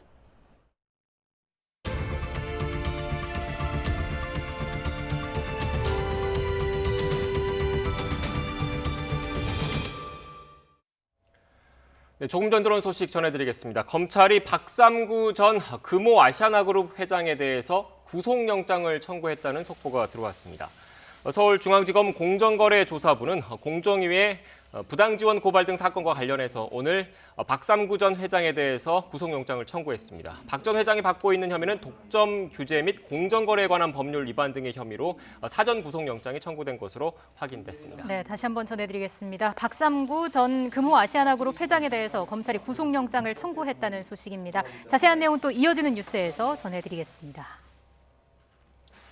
다음 소식입니다. 입양한 2살짜리 아이를 학대해서 의식불명에 빠지게 한 혐의를 받는 30대 양아버지에 대해서 경찰이 구속영장을 신청했습니다. 양부는 경찰 조사에서 최근 일주일 동안 3차례에 걸쳐 아이를 주먹과 구두주걱으로 폭행했다고 말했습니다. 취재기자 연결해서 알아보겠습니다. 임성우 기자.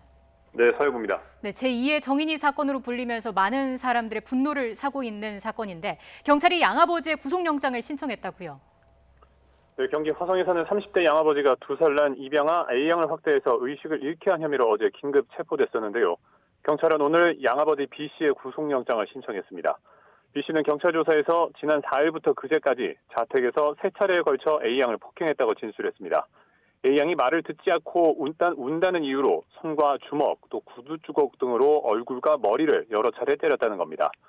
경찰 조사에서는 또 B씨 부부가 A양을 입양하기 전부터 친자녀 4명을 키우고 있었다는 사실도 확인됐는데요. 경찰과 지자체 조사 결과 일단 B씨 부부가 친자녀를 학대한 정황은 나오지 않았습니다. B씨는 경찰 조사에서 재작년 보육기관에서 봉사활동을 하면서 A양을 처음 만났고 안쓰러운 마음이 들어서 입양을 했다고 진술하는 것으로 전해졌습니다. 네, A양을 연결해준 입양기관 측에서는 학대 정황을 미리 발견하지 못한 겁니까? 네, 거기에 대해서 저희 취재진이 해당 입양기관을 찾아가 입장을 물어봤는데요. 이 입양기관 측은 A양이 학대당한 것이 안타깝고 참담하지만 입양 과정이나 사후 관리 면에서는 절차를 준수했다고 밝혔습니다. 지난해 8월 A양이 입양되기 전 B씨 부부의 수입과 재산 상황, 또 입양 동기 등을 면밀히 살핀 뒤 입양 요건이 된다고 판단하고 연결을 해준 거란 겁니다. 또 입양 후 첫 1년은 입양기관이 사후 관리하게 하는 입양특례법에 따라서 지난 10월과 올해 1월, 또 지난달 3차례 방문해 B씨 부부와 A양을 면담했고 이 과정에서 학대 정황은 발견하지 못했다고 해명했습니다. 네, A양의 상태는 어떻습니까? 여전히 의식을 못 찾고 있습니까? 네, 아직 반혼수 상태로 중환자실에서 치료를 받고 있습니다. A양은 그제 저녁 인천의 한 대형 병원으로 긴급 후송돼서 수술을 받았는데요. 실려왔을 당시 심각한 뇌출혈 증세와 함께 의식이 없던 상태였습니다. 당시 응급수술을 했던 의료진의 말을 직접 들어보겠습니다. 뇌 손상이 워낙에 컸기 때문에 이제 수술은 진행했지만 그 수술하는 의미가 의식을 되돌리거나 정상으로 돌리거나 그런 수술은 아니었고 일단 사망을 최대한 막아보자고 한 그런 목적으로 한 수술이었고 또 엉덩이와 가슴, 허벅지 안쪽 등 몸 곳곳에서 생긴 시기가 다른 멍들이 발견이 됐습니다. A양이 학대를 지속해서 받았음을 짐작하게 하는 대목인데요. 이와 관련해서 경찰은 B씨의 추가 학대 혐의뿐만 아니라 참고인으로 조사받은 양모의 A양 학대 여부 등도 계속 수사한다는 방침입니다. 지금까지 사회부에서 YTN 임성호입니다.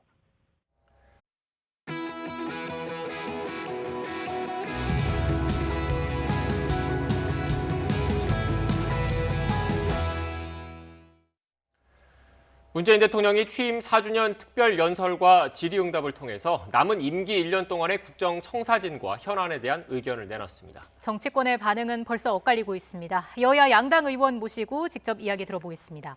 전재수 더불어민주당 의원, 성일종 국민의힘 의원 나오셨습니다. 어서 오십시오. 네, 반갑습니다. 안녕하세요. 네. 안녕하세요. 일단 오늘 진행된 대통령의 취임 4주년 연설 어떻게 보셨는지 간략하게 총평 한마디씩 부탁드리겠습니다. 이제 대통령께서 이제 임기가 1년밖에 남지가 않았습니다.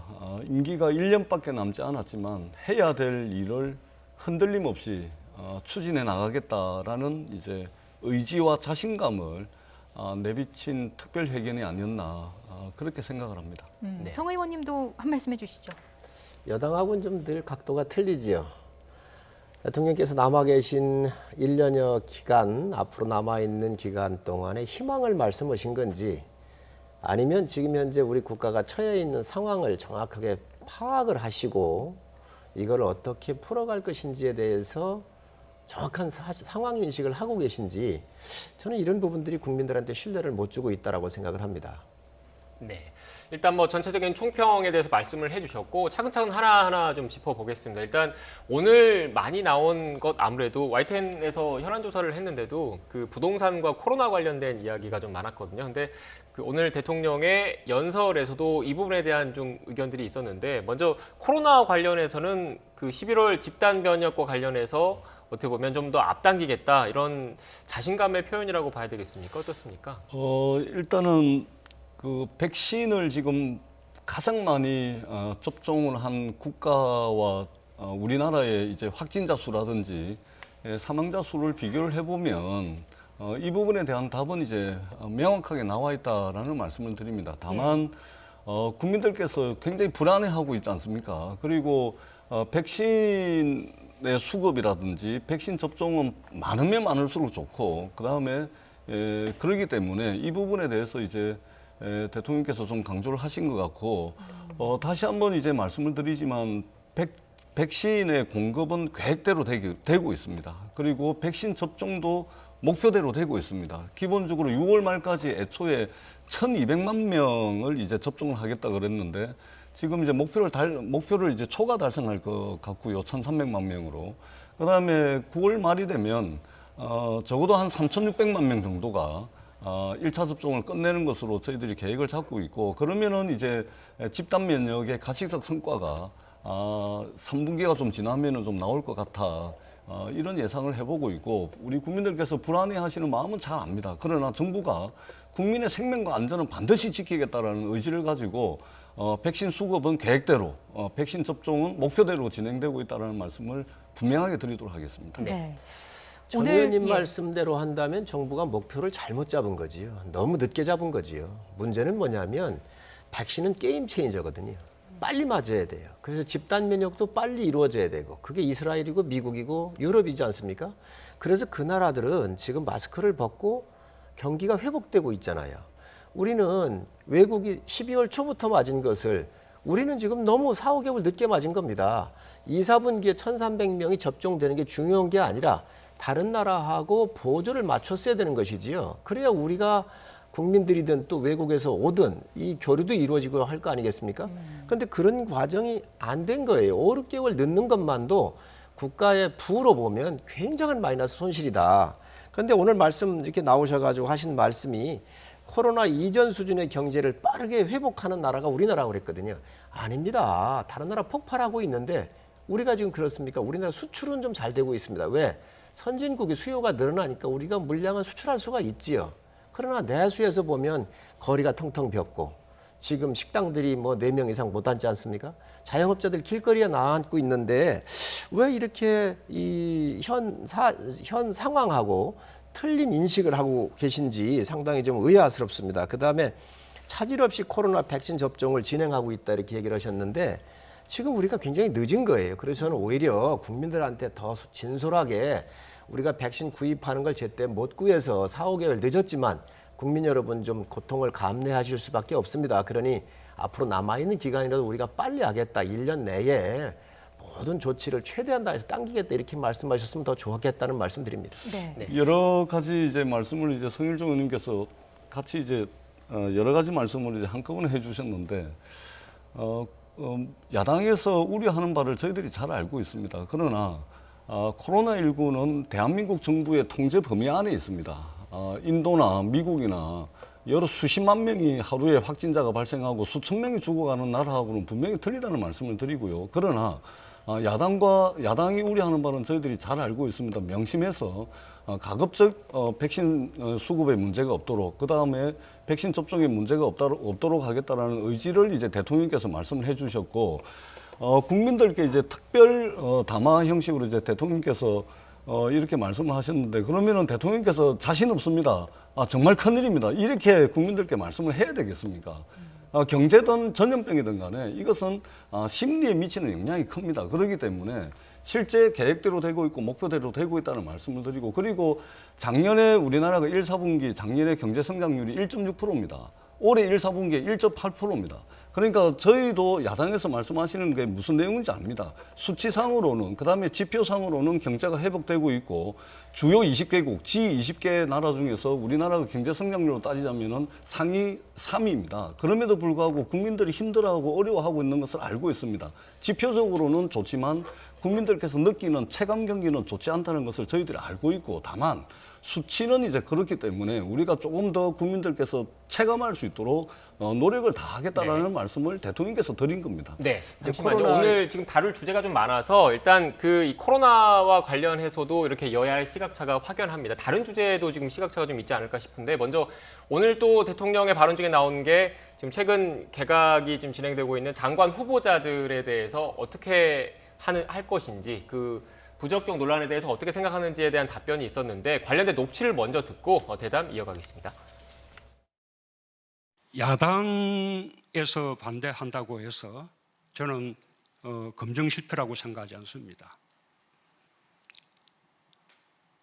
청와대의 검증이 완결적인 것은 아닙니다. 청와대에는 세무자료라든지 주민등록 이전 자료라든지 정가 기록이라든지 부동산 거래 기록이라든지 여러 가지 정부가 보유한 자료들을 제출받아서 그것을 기본 자료로 삼고 검증 대상자에게 검증 질문서를 작성하게 하고 거기에 따라서 사실을 하나하나 확인해 들어가는 과정으로 검증을 하게 됩니다. 이 검증이 완전할 수는 없습니다. 네, 대통령의 발언을 들었는데 핵심적인 내용은 그겁니다. 야당에서 부적격 판단한다고 해서 인사검증 실패라고 생각하지 않는다라는 게 하나가 있고, 두 번째는 부적격 논란이 일고 있는 이런 후보자들에 대해서 국회 논의를 좀 더 지켜보겠다. 이게 크게 두 가지거든요. 먼저 인사검증 실패와 관련한 대통령의 답변에 대해서는 야당 쪽 입장을 좀 듣고 싶은데요. 대통령께서 인정하시기가 좀 싫어하시는 것 같아요. 그러나 지금 29명을 야당의 반대, 국민들의 반대함에도 불구하고 일방적으로 밀어붙였다가 서울과 부산의 보선에서 이제 야당이 회복을 하고 나니까 이제 청와대가 좀 국민 여론에 관심을 두는 거 아니겠습니까? 우리가 정확하게 얘기를 해야 돼요. 청와대 인사 시스템이 붕괴된 거예요. 지금 검증이 됐든 인사 추천하는 사람이 됐든 이렇게 흠결이 나왔다고 한다면 문제가 있는 거예요. 지금 모 장관 후보자 같은 경우는 여자 조국이라고까지 하고 있지 않습니까? 그래서 인사 시스템이 붕괴가 됐다. 두 번째로 대통령께서 본인이 민정수석하실 때 가장 깐깐하게 검증했었던 본인이라고 말씀을 하셨거든요. 그 인사하는 부분에 대해서 자신감을 가지셨어요.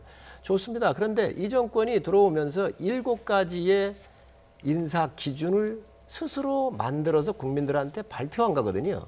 그것들이 다 지금 무너진 겁니다. 그런데 인사 이 부분에서 실패를 안 했다라고 얘기하신다고 한다면 글쎄 어느 국민이 믿겠습니까? 그래서 지금 현재 인사는 만사기 때문에 이런 부분에 대해서 문제가 있다고 한다면 저는 대통령께서 이런 시스템이 문제가 있었는데 더 좋은 사람을 못 찾아서 죄송하다.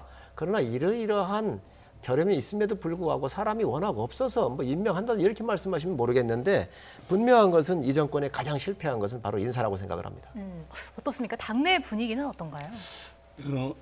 일단은 좀 아쉬운 부분이 없지 않아 있습니다. 있는 것은 사실이고, 다만 청와대가 검증하는 데는 한계가 있습니다. 그것은 이제 정부 자료와 또 개인의 소명 위주로 이제 인사 검증이 이루어지거든요. 저도 이제 제가 청와대 근무할 당시를 떠올려 보면 이제 그렇습니다. 그래서 명백하게 한계가 있는 것이고, 그래서 이제 국회 인사청문회를 하는 겁니다. 국회에는 이제 등록된 기자만 한 1000명 되거든요. 그리고 상주하는 기자가 한 500명 됩니다. 그래서 정부에서 이제 인사청문안을 이제 제출을 하면은 거기에는 개인의 인사청문 대상자의 재산부터 시작해가지고 오만 것들이 다 나오죠. 이걸 가지고 이제 언론이 검증을 하고 야당이 검증을 하는 겁니다. 이렇게 해서 이제 검증이 이제 완결 구조를 가지는 것이기 때문에 그런 차원에서 이제 대통령께서 원론적인 말씀을 해주셨다는 말씀을 드리고, 재작년에 대통령께서 국회에 오셔가지고 그 국회에서 연설을 하셨습니다. 그리고 그 전에 이제 국회의장님을 만나서 우리나라의 이제 인사청문제도를 좀 한번 좀 손을 봐야 되겠다 해서 여야 대표들께 제안을 한 적이 있습니다. 네. 이제 국민의힘도 이제 여당을 해보셨고 저희들도 해봤는데 지금 이런 인사청문 제도를 가지고서는 대한민국의 미래에 이제 봉사할 수 있는 인재를 구할 수가 없는 구조입니다. 기본적으로 누가 그 장관이 되려고 하는 사람들한테 검증 동의서를 제출하거든요. 그럼 그 가족들 동의를 받을 수가 없습니다. 남편이 인사검증을 받는다 하면은 그 부인도 이제 동의를 해줘야 되는데 동의를 해줄 사람이 없어요. 왜냐하면 사돈의 팔촌, 가족, 부모, 자식들 간에 전부 다 이게 말하자면 탈탈 틀리는 이런 수준이기 때문에 그래서 우리가 이제 프라이버시에 관한 사항은 비공개로 좀 하고 그다음에 정책 능력 이런 것들은 이제 좀 공개적으로 하는 이런 좀 투트랙으로 가는 이런 네. 인사청문 제도의 개편이 좀 필요할 것으로 네, 생각합니다. 의원님, 오늘 다룰 주제가 많아서 조금 속도감 있게 좀 진행을 하겠습니다. 예, 요거 하나만 제가 말씀드릴게요. 네. 대통령께서 야당이 반대한다고 해서 검증에 실패한 것은 아니라고 말씀을 하셨거든요. 그럼 조국 장관, 추미애 장관 임명할 때요, 야당이 충분한 얘기를 했습니다. 의혹 제기를 했고 그것들이 사실이었고 그랬는데 이런 거에 대해서 검증이 실패한 게 아니라 그러면 그냥 임명하시면 됩니다. 왜 고민하십니까?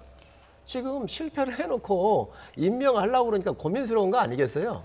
옛날에는 고공의 행진을 지지율이 높았었고 의석수가 많았으니까 이제 그렇게 하신 것 같은데 저는 다 실패한 인사라고 생각을 해요. 그래서 이런 부분들을 이제 1년여 안 남으셨기 때문에 인사 문제 같은 경우 청와대 인사 참모진 같은 경우 문제 있으면 정돈을 하셔서 네. 빨리 국민들의 동의를 받으시는 게 좋다고 생각을 합니다. 네. 자, 그러면 이 질문을 그 인사 관련해서는 그 전 의원님께 좀 드릴게요. 단도직입적으로. 대통령께서 그러면 결국 국회 논의를 종합적으로 판단을 해서 결정을 하겠다라고 오늘 밝혔지 않습니까? 그거는 일각에서는 국회, 특히 여당 쪽에 공을 넘겼다. 이런 관측도 좀 나오고 있어요. 오늘 오후에 의원총회가 지금 열리는 건가요? 지금 3시부터 의원총회가 지금 열리고 있습니다. 네, 전반적인 분위기는 어떻습니까?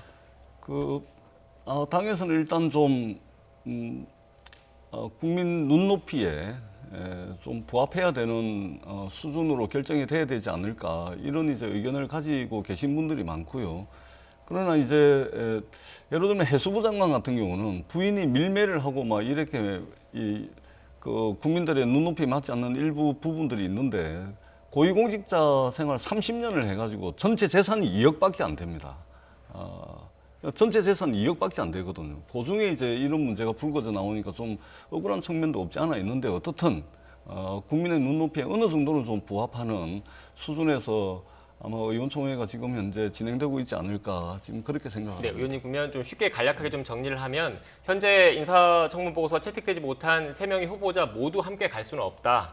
일부는 낙마 의견을 청와대에 전달해야 된다. 이렇게 제가 단도직입적으로 여쭤봐도 되겠습니까? 의원총회에서 논의가 지금 되고 있을 겁니다. 네, 알겠습니다. 저희가 좀 다른 현안도 좀 짚어보겠습니다. 일단 4년간 가장 아쉬운 점에 대해서는 부동산 가격 안정을 이루지 못한 걸 꼽았습니다. 이 부분 녹취가 준비돼 있습니까? 함께 듣고 오시죠. 정말 부동산 부분만큼은 정부가 할 말이 없는 그런 상황이 되었습니다. 거기에 더해서 LH공사의 이제 비리까지 이제 겹쳐지면서 지난번 보선을 통해서 정말 엄중한 심판을 받았습니다. 그 이후에 여러 가지 기존의 부동산 정책에 대해서 다시 한번 재검토하고 보완하고자 하는 그런 노력이 벌어지는 것은 당연한 일이라고 생각을 합니다. 네, 결국 정책을 되돌아보게 됐다 인정을 했습니다. 민주당에도 좀 뼈아픈 부분일 것 같은데요. 그렇습니다. 사실은 이제 부동산 문제 오늘 이제 대통령께서도 말씀을 하셨듯이 저희들은 사실은 뼈아픈 부분입니다. 그래서 이번에 이제 당 지도부도 새로 들었었고 원내 대표도 이제 새로 뽑았습니다. 그래서 저희들이 또 섣불리 이게 정책을 또 막 냈다가는 시장에 주는 시그널도 이제 문제가 있을 수도 있고, 네. 그다음에 정책의 일관성이라는 또 국민들에게 예측 가능성을 부여한다는 측면에서 문제가 있기 때문에 가장 우선적으로는 현장 점검을 먼저 할 겁니다. 그래서 이 정책이 현장에서 어떤 효과를 내고 있는지, 어떤 부작용이 있는지를 정확하고 면밀하게 현장에서 이 부분들 좀 종합해서 좀 시간이 좀 걸리더라도 그러나 늦지는 않을 겁니다. 이 부분에 대한 대책을 낼 텐데요. 크게 한 2가지 측면이 될 겁니다. 첫 번째는 무주택 분들, 그다음에 청년분들 같은 경우는 이제 사실은 이제 전부 현금을 가지고 집을 살 수가 없지 않습니까? 그렇기 때문에 무주택자 또 이제 실수요자 청년분들에게는 LTV, DTI 그러니까 이 주택담보대출 비율이라든지 총부채 상환 비율에 대한 규제 완화가 좀 논의가 될 수가 있겠고, 그다음에 1주택자 분들 같은 경우는 이제 재산세와 종부세 요걸 좀 이제 좀 완화하는 쪽으로 가지 않을까 그렇게 합니다. 그래서 저희들이 이제 현장 점검을 충분히 해서 그 부분에 대한 보완 대책을 종합적으로 좀 발표할 수 있도록 준비를 하고 있다는 말씀을 드리겠습니다. 네, 결국은 큰 틀의 기조는 유지하되 세부적인 측면에서 좀 조정할 부분이 있는지를 좀 검토하겠다는 이런 얘기잖아요. 여기에 대해서는 어떻게 생각하십니까? 이 정권이 가장 실패한 게 부동산이죠. 근데 시장 경제를 하고 있는 나라에서 시장 경제를 안 했기 때문에 문제된 거 아닌가요? 수요와 공급의 원칙도 하나도 지켜지질 않았고요. 오로지 규제를 통해서만 이 억제할 수 있다. 정부의 힘만 믿은 거예요. 권력의 힘만 믿고 있다가 이런 사태가 나온 거거든요. 시장에 부작용이 있습니다. 그 시장의 부작용적인 그런 측면은 정부가 보완해서 그 부분대로 작동이 잘 갈 수 있도록 관리 감독권이 있는데, 지금 이 정부는 완전히 그런 시장의 기능을 다 무시하고 오로지 규제로서만 25번 이상의 규제로서만 이걸 했던 것이지요. 그렇기 때문에 문제가 있는데, 또 대통령께서 연초에 나오셔가지고 부동산 자신 있다, 막 올라가면 또 다른 대책을 가지고 우리가 잡겠다라고 국민들한테 분명히 연초에 약속을 하셨던 내용이거든요. 그렇지 않습니다. 대실패를 했습니다. 이 부분에 대해서 인정을 하셨는데, 그 중에서 또 뭐라고 그러냐, 부동산 정책 기조는 달라질 수 없다 그랬어요. 정책이 실패했으면 기조가 달라져야지요. 기조를 안 바꾸고 어떻게 이 시장을 이길 수 있습니까?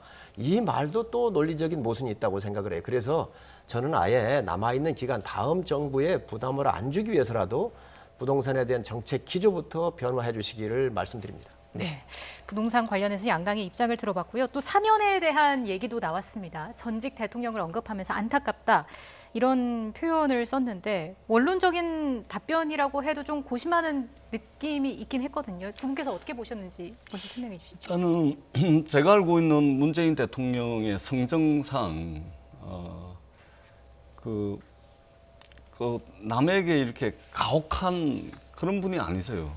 굉장히 이제 따뜻한 마음을 가지고 있고 굉장히 이제 포용적인 그런 이제 캐릭터시거든요.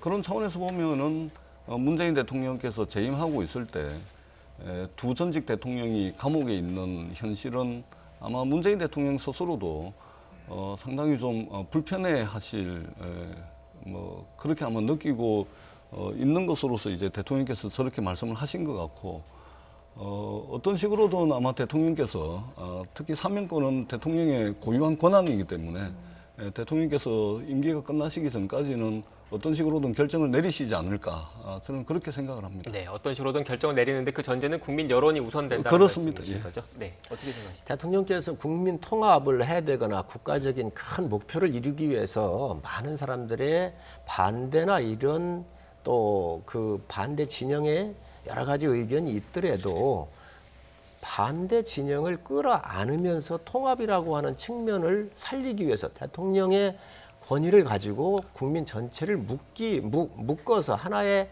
방향으로 올바르게 진행하기 위해서 하는 것이 사면입니다. 당연히 반대가 있지요.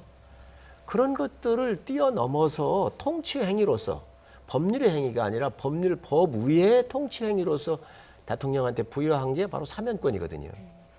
저는 국민 여론을 일정 부분 살필 수도 있다고 생각을 합니다. 그러나 대통령의 고유 권한이고 국가의 통합을 위해서 하는 일이라고 한다면 시기가 됐든 어떤 권한이 됐든 폭이 됐든 대통령 고유 권한으로 행사할 수 있는 겁니다.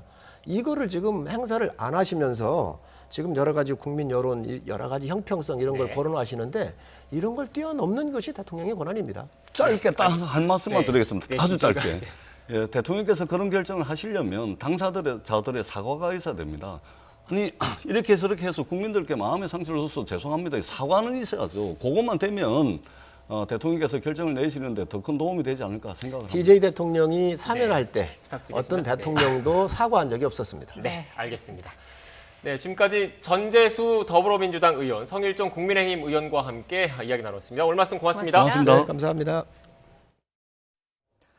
내륙 곳곳에 비가 내리고 있습니다. 현재 비구름이 띠처럼 가로로 길게 형성되면서 우리나라 중간 지역에 위치한 곳에 비가 내리고 있는데요.